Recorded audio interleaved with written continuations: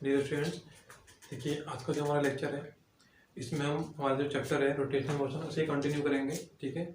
और हमारा नेक्स्ट जो टॉपिक है वो है रोटेशनल काइनेटिक एनर्जी या फिर घूर्णन गतिज ऊर्जा। देखिए घूर्णन गतिज ऊर्जा क्या होती है। देखिए मान लीजिए कोई बॉडी है आपकी, इसका द्रव्यमान क्या है आपका m, ठीक है।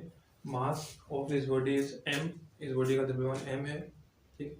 मान लीजिए इसके ये जो बना हुआ है ये बहुत सारे पार्टिकल से मिलकर, बहुत सारे कणों से मिलकर बना हुआ है, जिनके द्रव्यमान है आपके m1 m2 m3 m4 and आगे भी हो सकते हैं, ठीक है।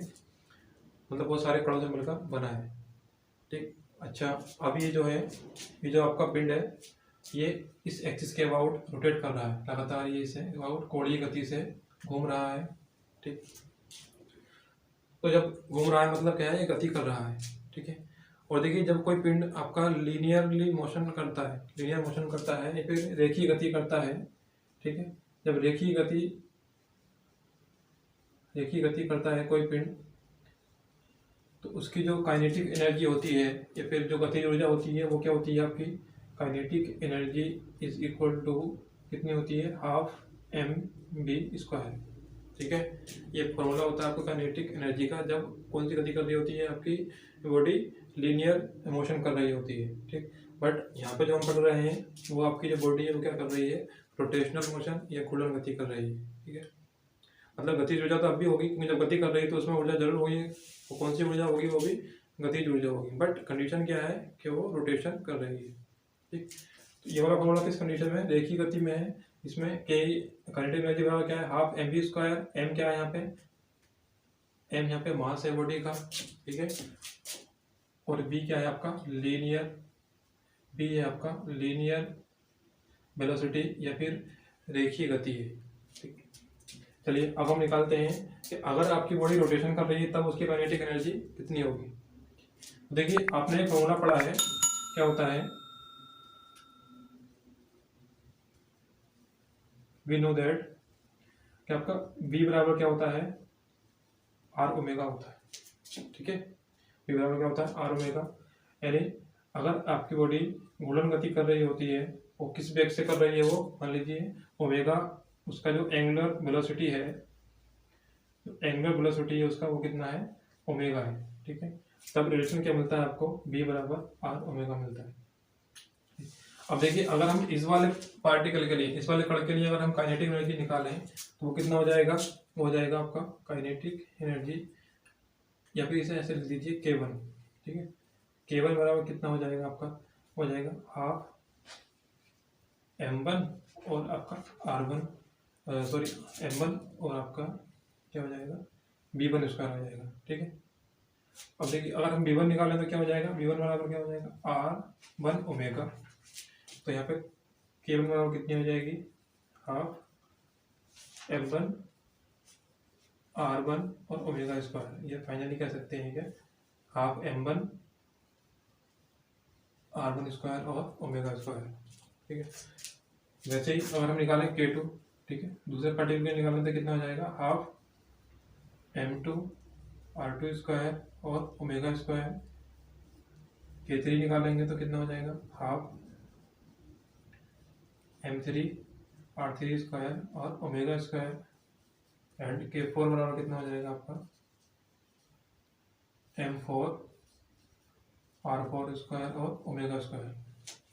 अब देखिए इन सारे पार्टिकल्स के लिए देखिए m1 की वैल्यू चेंज हो रही है और आपकी r की वैल्यू चेंज हो रही है, ठीक है। यहाँ पे वैल्यू कितनी, r1 है, r2 r3 और r4 है। वैसे यहाँ पे मास भी क्या है, सबके अलग अलग है, m1 m2 m3 और m4। बट हम देख रहे हैं यहाँ पे जो आपकी कांस्टेंट है वो क्या है, ओमेगा की वैल्यू कांस्टेंट है, ठीक है। अब देखिए यहाँ पे ओमेगा की वैल्यू कांस्टेंट क्यों है, क्योंकि ये जो बॉडी है आपकी, ये बॉडी आपकी रिजिड बॉडी है, ठीक है। ये बॉडी है आपकी रिजिड बॉडी, एक दृढ़ पिंड है ये। इसकी जब पार्टिकल जब एंगुलर मोशन करेंगे, ठीक है, जब कोणीय गति करेंगे तो सारे के सारे पार्टिकल क्या करेंगे, एक साथ जाएंगे, यानी सबका जो वेग होगा वो सेम होगा, कोणीय वेग सबका एक बराबर होगा। इसलिए हमने जो ओमेगा की वैल्यू रखी है वो कांस्टेंट रखी है। जबकि ये जो r1 r2 r3 की वैल्यू है ये सारी वेरिएबल, सारी चेंज हो सकती हैं, ठीक। तो देखिए सारे पार्टिकल्स के अलग अलग काइनेटिक एनर्जी निकाल ली है, रोटेशनल काइनेटिक एनर्जी। अगर हम पूरे और इस पूरे बॉडी की निकालें तो कितना हो जाएगा आपका, के बराबर कितना हो जाएगा आपका, हो जाएगा K1 plus K2 plus K3 plus K4, ठीक है। के बराबर कितना हो जाएगा, ये हाफ m1 r1 स्क्वायर और omega square plus half m2 r2 square omega square, ठीक है। फाइनली और आगे लिख सकते हैं ऐसे आप m3 r3 स्क्वायर और omega square plus half m4 r4 square और आपका ओमेगा स्क्वायर। इतना नोट कर लीजिए आप लोग, आगे कंटिन्यू करते हैं। देखिए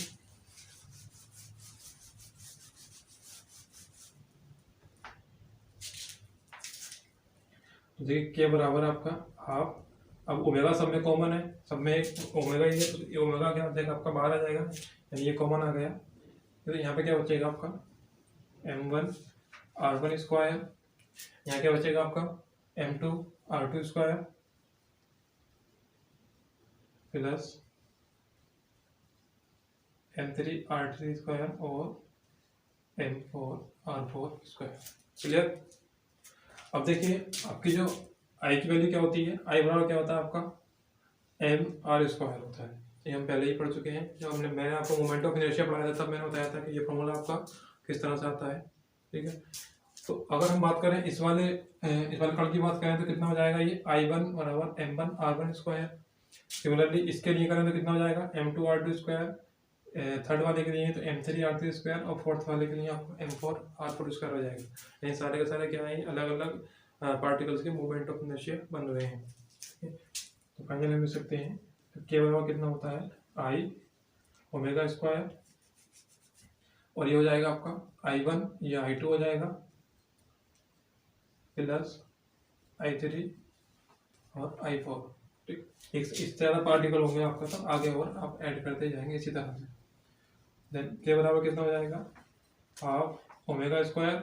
अब I1 I2 I3 I4 क्या है, ये पूरे के पूरी बॉडी का मोमेंट ऑफ इनर्शिया मिल जाएगा, मतलब क्या मिलेगा वो आपको I मिलेगा। तो यहाँ पे हम लिख सकते हैं ये आपका I हो जाएगा, ठीक। तो के बराबर क्या हो जाएगा आपका हाफ I ओमेगा स्क्वायर, ठीक।